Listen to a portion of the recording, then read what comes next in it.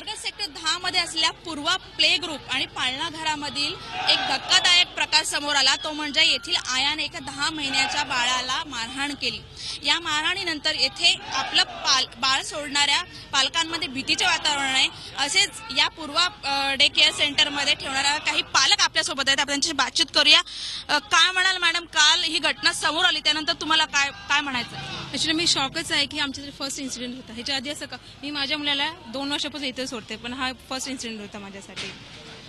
एकंदरीतच याच्या आधी तुमच्या मुलाला किंवा तुम्हाला असं काही अनुभव आला होता? ॲक्च्युली हा म्हणजे आताच जेव्हा ही मावशी आहे तेव्हापासून एकदा हा म्हटला की मम्मा मावशीने मारा आहे, बट हा रिअलमध्ये खूप जास्त नॉटी म्हणून मी लक्ष दिलंच नाही।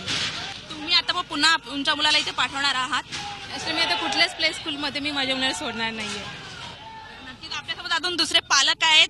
सर, काय सांगाल, तुमचा मुलगा तुम्ही इथे पाठवत होतात, हा कालचा प्रकार घडल्यानंतर तुम्हाला काय वाटतं? त्या कालच्या प्रकारानंतर असं मनामध्ये एक भीती निर्माण झालेली आहे।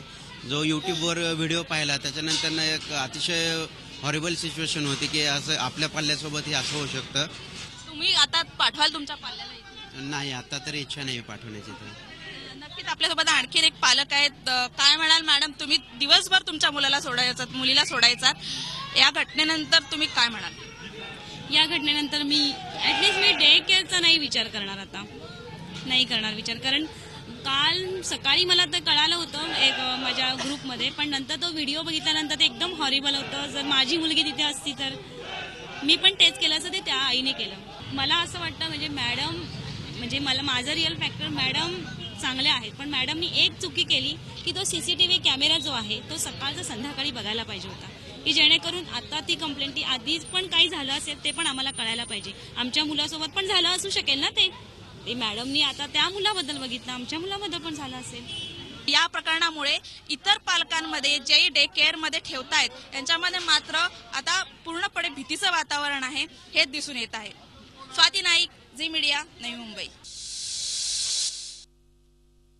नवी मुंबईतल्या पाळणा घरातील उघडकीस आलेल्या प्रकारामुळे महिला वर्गात संतप्त प्रतिक्रिया उमटतात आहे। शिवाय पाळणा घरामध्ये आमची मुलं सुरक्षित आहेत का, असा काळजीपोटी सवाल देखील उपस्थित केला जातोय। अशाच काही महिला ज्या आहेत त्या माझ्यासोबत आहेत, त्यांच्याशीच आपण बातचीत करणार आहे। त्या महागाईच्या दुनियेमध्ये एकाच्या पगारावर घर चालू शकत नाही, त्यामुळे लेडीजला बाहेर पडणं भाग पडलं आहे आणि त्यामुळे मुलांना पाळणा घराशिवाय दुसरा ऑप्शनच नाही। पण जो काल अमानुष प्रकार पाहिला त्यामुळे खूप म्हणजे भीती वाटते की आपली मुलं पाळणा घरात ठेवावी इतकी नाही। जेव्हा एखादी व्यक्ती पाळणा घरामध्ये येते काम करायला, त्याची पहिले मानसिकता सांभाळायला पाहिजे। सगळ्याच पाळणा घरामध्ये असं होतं असं मला वाटत नाही। काही छोटी 6 महिन्याची 7 महिन्याची मुलं ठेवून आई पाळणा घरात ठेवून जी जॉबला जाते, तर अशी जी काही फर्म आहेत, ट्रस्ट आहेत, गव्हर्नमेंट ऑफिसेस आहेत, त्यांनी पाळणा घरही त्यांच्या ऑफिसमध्येच उघडावीत, म्हणजे जेणेकरून ती आई आपल्या मुलाला तिथे ठेवेल। मला तर असं वाटतं लायसन्स वगैरे देतानाच म्हणजे नीट इन्क्वायरी केली पाहिजे, डॉक्युमेंट्स वगैरे प्रॉपरली चेक केले पाहिजे, प्लस टेस्ट पण केलं पाहिजे की ज्याला आपण लायसन्स इश्यू करतोय ते म्हणजे असं सायको वगैरे तर नाही आहे ना, कारण की कोण सायकोच करू शकतं लहान मुलांना असं हिट करणं वगैरे, तर हे रिअली एक्स्ट्रीमली बॅड आहे जे पण झालं ते। जो अमानुष प्रकार असा घडला आहे तिच्यावरती शासनाने कडक कारवाई केली पाहिजे आणि आज CCTV फुटेज होतं त्याच्यामुळं हा अमानुष प्रकार दिसून आला, तर प्रत्येक पाळणा घरामध्ये CCTV फुटेज लावण्यात आला पाहिजे असं मला वाटतं। धन्यवाद ही सगळी बातचीत केल्याबद्दल। व्हिडिओ जर्नलिस्ट संदेश बाईकरचा, देवेंद्र कोल्हटकर, झी मीडिया, मुंबई। नवी मुंबईतील धक्कादायक घटनेवर बोलण्यासाठी आपल्यासोबत मानसोपचार तज्ज्ञ डॉक्टर सागर मुंदळा आहेत। डॉक्टर, ही तुम्ही घटना पाहिली असेल, बातमींच्या माध्यमातून पाहिलं असेल की कशाप्रकारे ती महिला त्या लहान मुलावर अत्याचार करते, परंतु आपल्याला लैंगिक शोषण झालेल्या लहान मुलांचा फरक दिसून येतो, परंतु अशा प्रकारच्या ज्यावेळी घटना होतात त्यावेळी मुलांच्या वागण्यामध्ये काय फरक होतो का? सगळ्यात महत्त्वाचं, जर तुमचा मुलगा किंवा मुलगी म्हणत असेल की मला शाळेत जायचं नाही आहे किंवा मला डे केअर सेंटरला जायचं नाही आहे, खूप जास्ती रडते किंवा ती म्हणते की तिकडे मला त्रास देतात, तर बहुतांश वेळेस पालक काय करतात, त्या गोष्टीकडे नजरअंदाज करतात। त्यांना वाटतं की तिला शिकायची इच्छा नाही आहे किंवा ती मुद्दामून असं करते।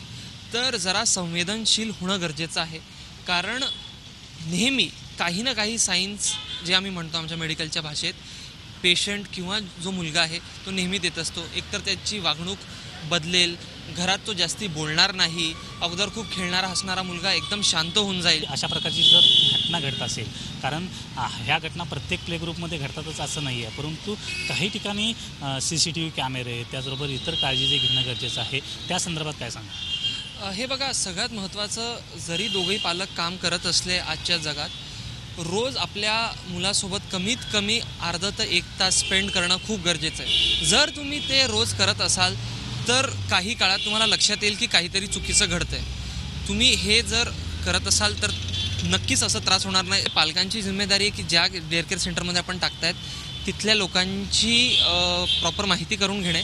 आणि दुसरी गोष्ट, जे डे केअर सेंटर्स आहे, जेव्हा ते लोकांना एम्प्लॉय करतायत, जेव्हा ते लोकांना कामावर घेत आहेत, तर त्यांची एक बेसिक लेवलवर मानसिक चाचणी तरी होणं गरजेचं आहे. कारण आपण जे व्हिडिओ पण बघितलं, काहीतरी मानसिक ताणतणाव किंवा मानसिक विकृती जेव्हापर्यंत होत नाही असं कोणीही इतक्या छोट्या मुलासोबत करत नाही. तर सतर्कता मला वाटतं पालकांकडून, आणि दुसरी गोष्ट गव्हर्नमेंटकडून सक्ती हे महत्त्वाचे आहे. तर मानसोपचार तज्ज्ञांच्या मते तर आपली मुलं ज्यावेळी पाळणाघर, डे केअर त्याचबरोबर प्ले ग्रुपमध्ये घालत आहेत, तर पालकांनी देखील सतर्क राहणं गरजेचं आहे, कारण त्या ठिकाणी काय होतं हे पालकांनी नेहमी जाणून घेण्याची गरज आहे.